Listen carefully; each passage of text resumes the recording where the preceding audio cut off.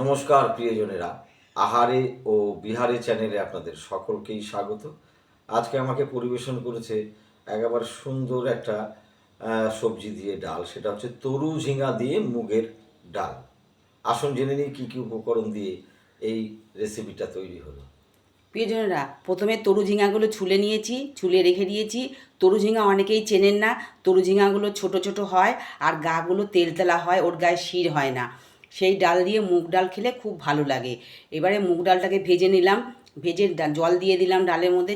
ডালটা সেদ্ধ হয়ে গেল, তখন তরু ঝিঙাগুলো ডালের মধ্যে দিয়ে দিলাম, দিয়ে নুন, হলুদ, চিনি এগুলো ডালের মধ্যে দিয়েছি। দেওয়ার পরে ডালটাকে নামিয়েছি, নামিয়ে কড়াইতে সর্ষের তেল দিয়েছি, তার মধ্যে তেজপাতা, শুকনো লঙ্কা, সাদা জিরে ফোড়ন দিয়েছি।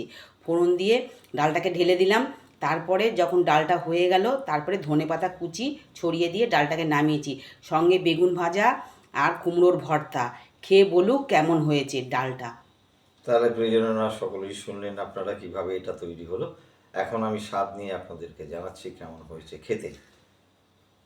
একটু ভাত ভেঙে নিলাম, ডালটা একটু নাড়িয়ে নিই।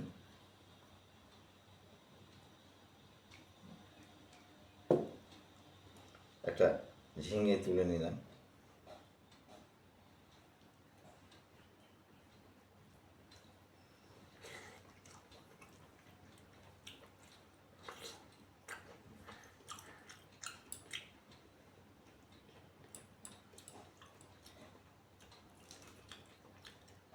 প্রিয়জনেরা, এই দেখুন ডালটা, আর এই হচ্ছে সুন্দর তরু ঝিঙে।